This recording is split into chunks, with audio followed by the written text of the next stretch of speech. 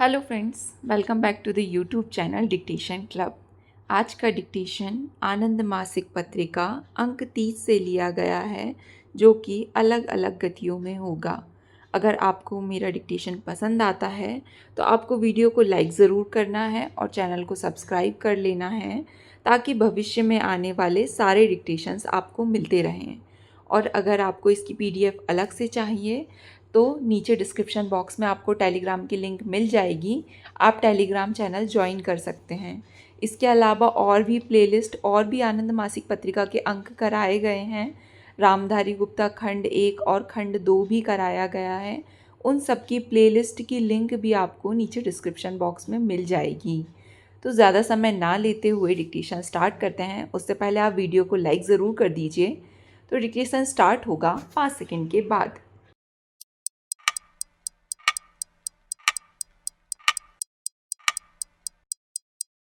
प्रिय मुख्यमंत्रियों और वह लोगों को मूल सामाजिक एवं आर्थिक सेवाएं प्रदान करता है जिसकी बहुत अरसे तक उपेक्षा की है।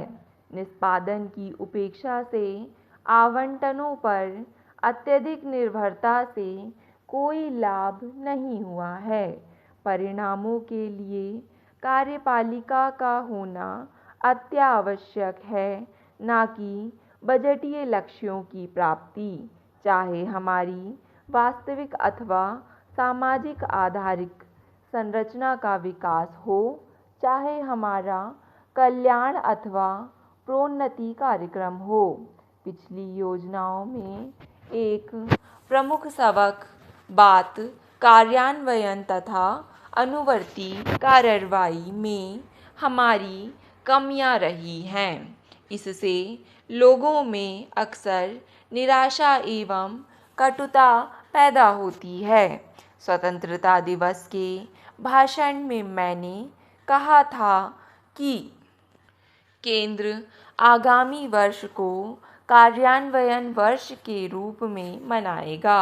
आज मैं आप सबसे अपने अपने राज्यों में ऐसा करने का आग्रह करता हूँ।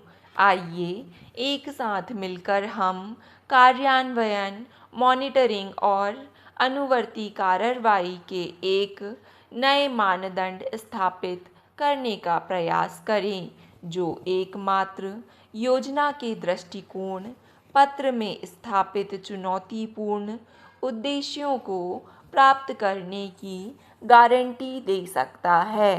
पिछले वर्षों में मुद्दों के ऊपर सैद्धांतिक एवं अवधारणात्मक मतभेदों को बहुत हद तक कम किया गया है। हम अपनी सामूहिक राजनीतिक इच्छा शक्ति के साथ दृष्टिकोण पत्र द्वारा सिफारिश किए गए उपायों पर निर्णायक रूप से अग्रसर होने के लिए तत्पर हैं। आइए हम दलगत राजनीति से ऊपर उठें और योजना के दृष्टिकोण पत्र में प्रस्तावित प्रस्तावों को अपना सामूहिक समर्थन प्रदान करें।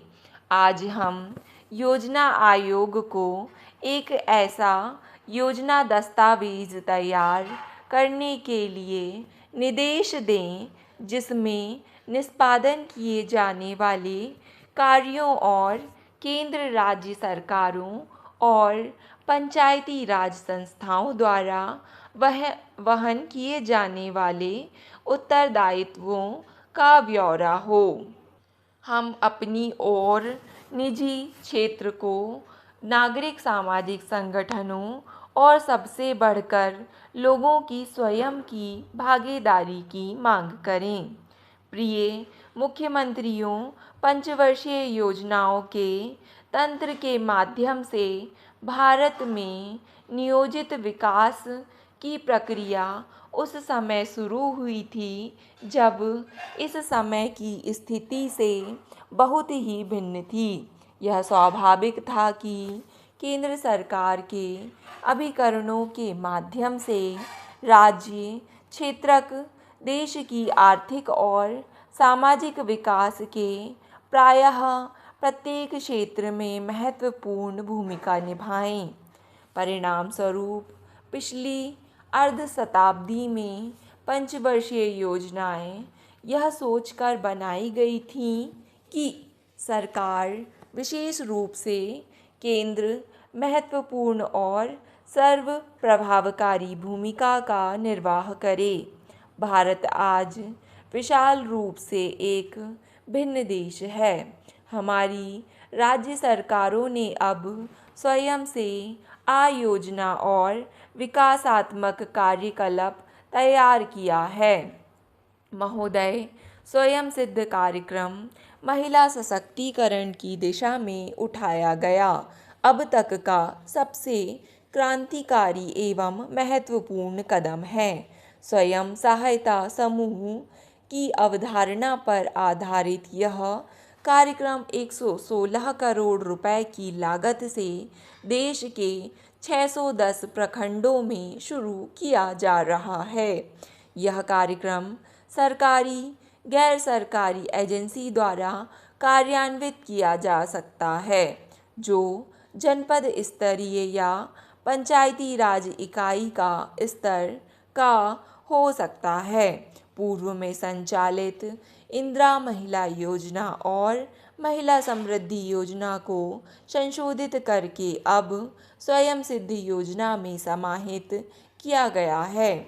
इस योजना का उद्देश्य जन जागरण, आर्थिक सशक्तिकरण एवं विभिन्न योजनाओं को परावर्तित एवं समाहित करके महिलाओं को शक्ति प्रदान करना है। इस योजना की घोषणा केंद्रीय मानव संसाधन विकास मंत्री ने गत 12 जुलाई को महिला सशक्तिकरण वर्ष के अंतर्गत विभिन्न योजनाओं के कार्यान्वयन की समीक्षा हेतु गठित केंद्रीय सलाहकार समिति की बैठक के दौरान की थी। केंद्रीय सलाहकार समिति ने पाया कि देश में पुरुष एवं महिला अनुपात में लगातार गिरावट दर्ज की जा रही है, जो चिंता का विषय है। इसके लिए बालिका शिशु हत्या की घटनाओं को रोकने के अलावा स्त्री एवं पुरुष की साक्षरता प्रतिशत की वर्तमान अंतर को कम या समाप्त करना होगा। यह अब तक नहीं हो सकता है जब तक महिलाओं को आर्थिक रूप से सशक्त एवं स्वावलंबी बनाने हेतु कार्यक्रम न लागू किया जाए। स्वयं सिद्ध कार्यक्रम इसी दिशा में उठाया गया एक ठोस कदम है। समाज में महिलाओं को उनका पूरा हक मिल सके, इसके लिए महिलाओं तथा बच्चों से संबंधित कार्यदल के अंतर्गत 2 उप समूह गठित किए गए हैं, जो न्यूनतम आय अधिनियम 1948, मातृत्व लाभ अधिनियम 1961 तथा फैक्ट्री अधिनियम 1948 सहित महिलाओं से संबंधित 22 कानूनों की सघन समीक्षा कर रहे हैं।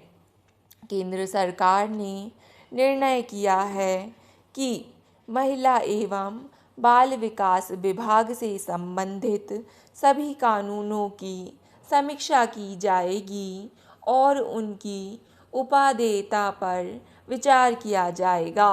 साथ ही साथ घरेलू हिंसा पर एक नए बिल को कानून का दर्जा दिया जाएगा तथा वर्तमान कानून में महिलाओं के प्रति पक्षपाती प्रावधानों को समाप्त करके यह सुनिश्चित किया जाएगा कि समाज एवं परिवार में महिलाओं के अधिकार एवं लाभ बरकरार रहें।